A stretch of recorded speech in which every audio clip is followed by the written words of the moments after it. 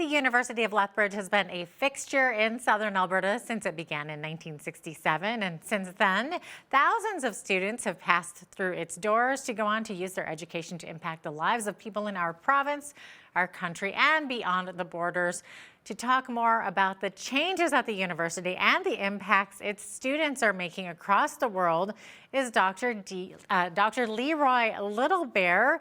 Now, Dr. Littlebear has been the Vice Provost of Iniskim Indigenous Relations since 2022 and was the first Indigenous person to be quoted by the Supreme Court of Canada. His lifetime of accomplishments include some of the most important political achievements for Indigenous peoples in Canada and around the world. Very impressive. Dr. Leroy Littlebear, welcome to Bridge City News. So great to have you on today. Thank you very much for having me on your show. Absolutely. So you have a long list of education and accolades. Your dedication to education, leadership, and community have led to a United Nations declaration, have changed the Constitution of Canada, and influenced the lives of thousands of students. So all of this, and you didn't even attend school for the first time until you were 10. Very, very inspiring. But is there one thing that you hold close to your heart as your greatest accomplishment? Not really. I think it's a number of things that it's almost like once you get going and hey, things start to evolve.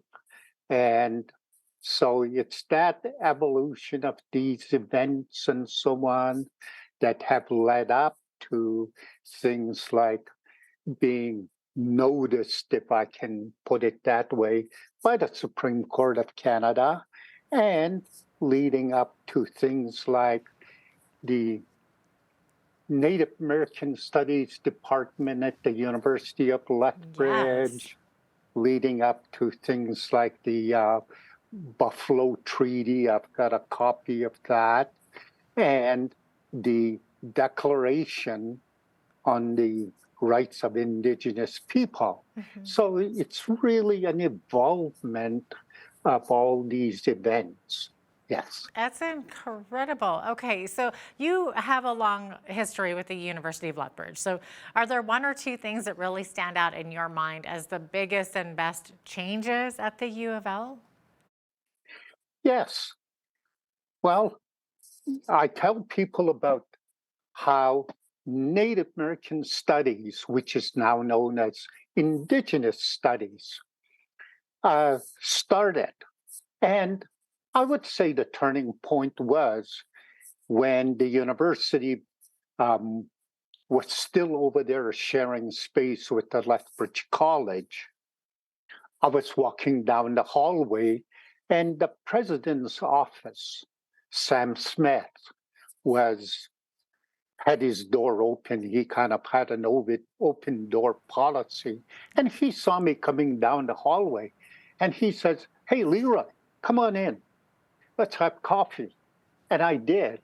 And he told me, "Hey, would you like to come out? I'd like to invite you. And would you like to come out for dinner at my place?" And he gave me the date, which is a couple of days later. And it was there, I thought he was just inviting me. And he, when I got there to his house, lo and behold, there was a whole bunch of faculty members there at his place and so on. And I thought to myself, he never told me that. I thought he was just inviting me. Being a student, I was always hungry. Yeah, I'll come for the food. Well, to make a long story short, he told us we've got a large Indigenous population surrounding our university, Lethbridge, and so on. This is Blackfoot country and so on. What can we do in cooperation with this Indigenous community and so on? And I was kind of put on the spot. I said to him, Right in well, I'm front just in front of everybody too. in front of everybody. Yeah. I said, I'm just a student here. Why don't you ask them? So, but it turned out that we had a summer job going out there to ask them. And that was where all the discussion around the development of an Indigenous program at the university. And you hardly hear about this back in the early 70s, see? And so the establishment of a full-fledged disciplinary department within the university opening its door July 1st, 1975 was a big accomplishment for the university.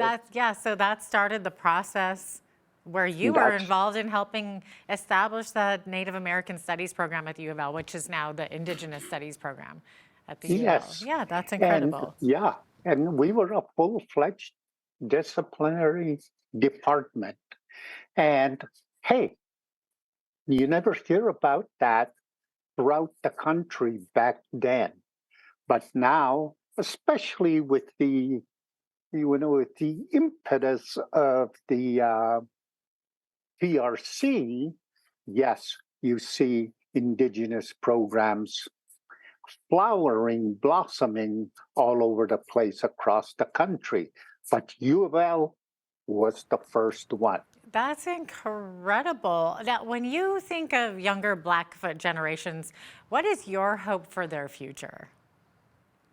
Well, my hope for their future is to come to institutions of higher learning, whether it be University of Lethbridge or elsewhere, but to make it comfortable for them, make it kind of like luxury for them to come to an institution, have the luxury to go to play around with ideas, concepts, and so on, so that, hey, when they leave the institution as graduates, hey, they'll become good contributing citizens. They'll become good, you know, contributing members of their communities and that's my hope for all the students that have come through. And so far, those students that have come through, that Indigenous students, hey, they're all employed. That's incredible. Now, Dr. Littlebear, how do you see the work that you've done and the leadership that you've had as bridging the gap between cultures, not just at the university, but also on a national level? Well, I see this as being given the opportunity, you know. In other words, it wasn't just me. Well, there were leaders, for instance, Sam Smith that I referred to, and other presidents throughout the university that have given me and others the opportunity to come out and uh, perform, so to speak, and play out this development, give ideas and so on. Hey, we've got an idea. Do you think this is something worthwhile we can do? And yes, you know, they've jumped on, and Indigenous studies and all the happenings now on campus are blossoming and so on. But it's being given the opportunity.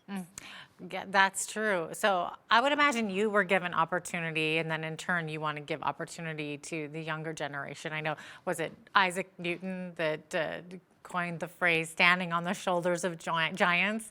So there might have been some giants that positioned you to have the view of the future, your future possibilities for your life. So can you talk about the individuals that provided you with an ability to see what your future could be like? I bet you could have never imagined back when you were a youngster.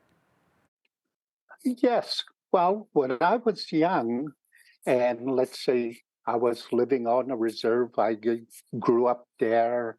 I went to school there, residential school.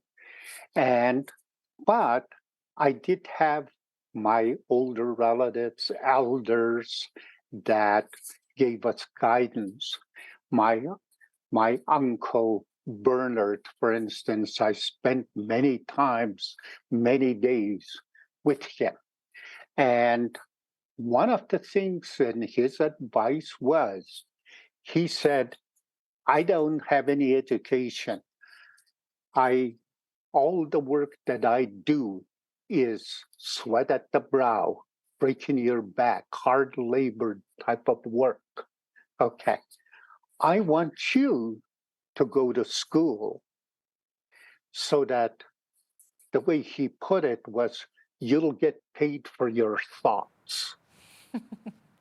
I like that. And yeah, and but his caveat was don't forget your people. That's the way he put it. And I've always operated by that advice. How important was mentorship for you? Oh, very, very important because in our indigenous ways, in our indigenous culture, our approach to education is out on the land. It's by actual experiential approaches. See? And so an example was, hey, we're out there cutting hay with the old style mowers and so on, even with a team of horses.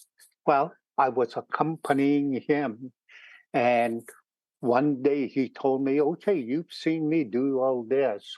It's now your turn.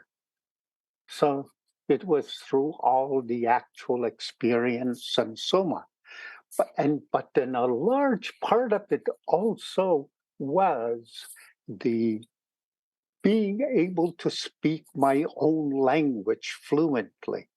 And so kind of like the thought processes that are brought about by the language. And that consequently that rubbed off on me. And today I really push for the notion of language. I really push for and try to educate people about thinking processes, metaphysics, paradigms and so on, because those are the foundational basis of thought processes.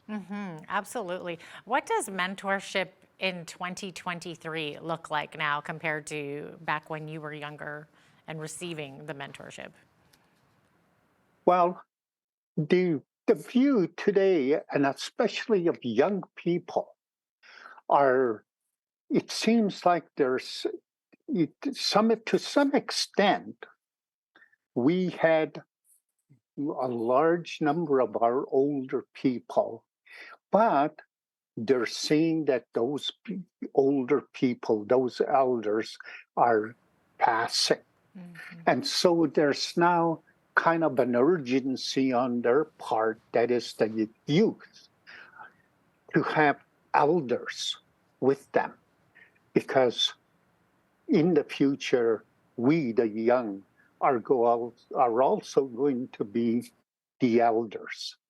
So we better try and learn as much as we can of our culture, our language, in addition to the education that we're getting at these institutions of higher learning. Because in the not too distant future, we'll be being referred to as elders. So the youth are taking it serious because they're seeing these elders passing away and there's fewer and fewer of them. Right. I want to switch gears for a minute here and just to talk about the successes of the university here in Lethbridge. So it's been rated as a top 6 university in the world. So who or what do you think can be credited for this high rating? Well, my my response to that is that the university has its foundational base as liberal education. Liberal education gives you a broad base to draw from, Sure. okay, as opposed to, specialization, say. Mhm. So specialization is great if you want to know something really in depth. But generally speaking, what happens then is when you specialize too much, you might know everything within your specialty, but not much outside Right. of the specialty. Mhm. See, but a liberal education gives you a broad overview, which means you can come up with creative new ideas drawing on different parts of different foundational bases. And so it's that, let me put it this way, that's what brings about leadership, good leaders. See, yeah. And I think that's what really is important about how University of Lethbridge uh, brings about knowledge and education to its students. Very interesting. Dr. Littlebear, looks like we are out of time here, but thanks so much for joining us today. My pleasure. Absolutely. That was Dr. Leroy Littlebear, Vice Provost of Inniskim Indigenous Relations at the University of Lethbridge. I'm Jeanette Roche on behalf of all of us here at Bridge City News. Thanks so much for watching.